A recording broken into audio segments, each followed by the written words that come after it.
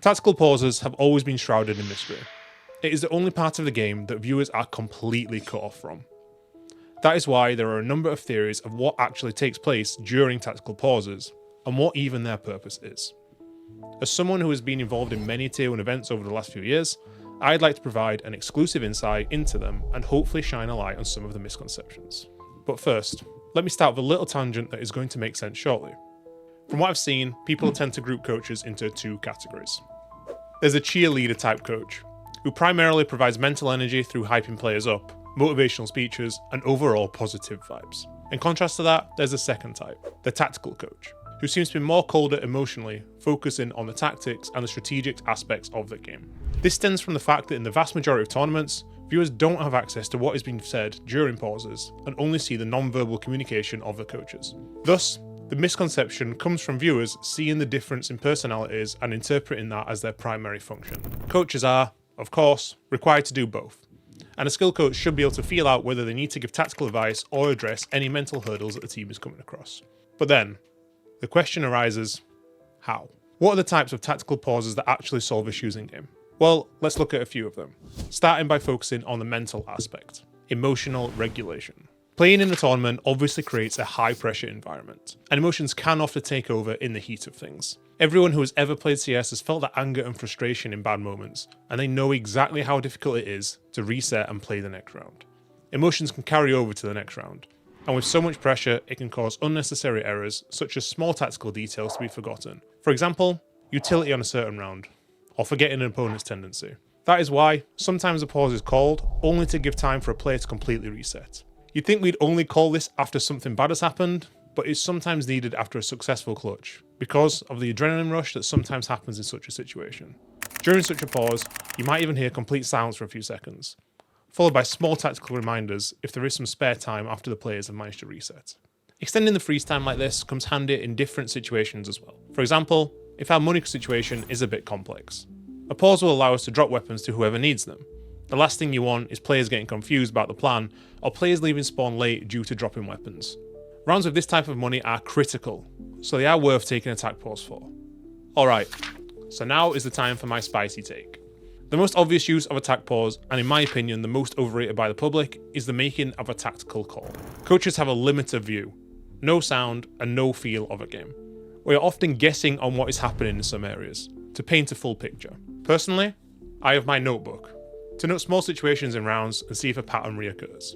An example of an effective tac pause that I would like to share is back when we played Fnatic at IEM Cologne in 2023. This is where I gave a full round call after we had lost 5 rounds in a row and faced elimination point. The game was extremely tense, and seeing that our previous rounds were having no success, I decided to try and play the situation. I expected Fnatic to be jumpy, having been huge favourites in this game, so a very basic plan was made to fake the A-bomb site and try and catch a timing to go in B, with me expecting them to over-rotate due to the excitement of nearly completing this third map comeback. You can actually see me almost shouting in this clip at Kios, and that is because I need him to take an aggressive timing to try and catch out Dexter if he does end up falling for the bait, and not hesitate at all. If we're able to do this properly, I'm anticipating a free kill and an open bomb site to try and give us a chance to make overtime. And eventually, we go on to complete the win and eliminate Fnatic on their way to a top 8 finish. Falling on that swing, this can start to get away from them. It's not Roy is too far. Roy is too far away. And Acor, what a time for him to rise back to that Paris form. He's still got that je ne sais quoi that he had back in Paris. As much as this was a fairy tale moment for a coach, this can often fall flat on its face, and you are left feeling the blame of a call that did not work. Next, I have a personal rule, and that is if we lose 5 rounds in a row, I will take a pause to try and kill some momentum of the game and try and get our focus back. Sometimes I will abandon this rule if we're on an eco for the next round, or if we have lots of early ideas in freeze time and a clear plan with no loss of focus. A very popular coach strategy is to counter-attack pause after an amazing start when they lose their first round, with the same idea in mind. Let the opponents suffer at the scoreline, regain your team's focus, and remind what they have been doing well to kill off any chance of a comeback.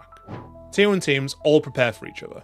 Most teams have full-time dedicated analysts looking for every pattern possible, and this means that most of the time we're in crazy situations where both teams have prepared a specific game plan against each other that obviously wouldn't work, as both teams have tried to adapt before the game has even begun. There are many situations where we go into a game expecting one thing and that thing has not appeared at all. And that's when we have to stop and think about how to adapt, and what appears to be the opponent's plan. Throwing the original game plan out of the window. Someone on the team needs to make this decision, and this usually should be the coach's final say.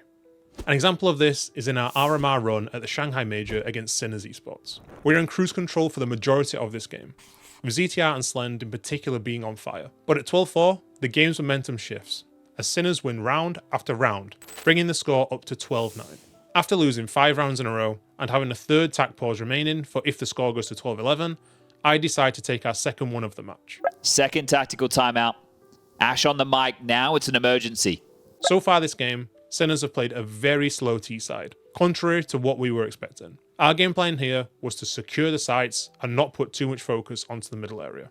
But so far, they have played the half slowly and methodically, and slowly strangled us down as the round goes deeper.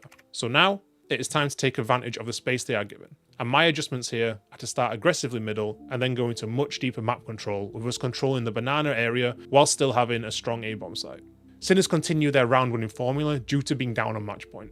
And in this instance, we are in the best positions to punish them when it comes to retaking the map control that we have already secured. They had an opportunity to switch up their game plan and predict our adaptation, but in this instance, they hoped their plan was strong enough to cleanly retake the space and win the same way they had been playing. A valiant attempt to stabilize from Sinners, but Gamerlegion live to fight one more best of 3. Team BB waiting in the wings for that one exclusive spot from RMRA. The change of going from 4 tac pauses in CSGO to only 3 in CS2 has limited the amount of impact that a coach can have in a game. In my opinion, this leads to more blowout games, as emotions can often get the better of us. And with fewer rounds in MR12, the rounds hurt more than they did with MR15. As a coach, you do not wish to use all of your timeouts without really needing them. And being put in this position can raise a real possibility that you can't have any impact for the remainder of the game. So either it's hold one back, or hope no fixable issue appears later. There have been many attempts down the years to try and evaluate how good a coach actually is, by simply checking their win rate after taking a tactical pause. An argument for me which is highly flawed, as often teams taking a timeout are going through a series of round losses and a team lowered in confidence, versus some other coaches who will put together a winning streak and then take a tactical pause after losing a singular round and trying to kill a switch of momentum. I've often taken many tactical pause when my team is on an eco or a force buy, which will then mean we are a significant advantage to try and win the round after the pause. But this allows me to have an input on the low buy round and the following buy round, whereas my opponent will be wary of losing focus on the anti-eco and will have issues planning ahead on the assumption that it will be easily converted. The point here being that all pauses are not equal, and we shouldn't forget that both coaches are actually allowed to talk at the same time during a singular pause, and not just the team that is taking one. I hope this video has shone a light on what role tactical pauses can play in professional CS. If you enjoyed it, I'd really appreciate if you'd subscribe. Thank you for watching.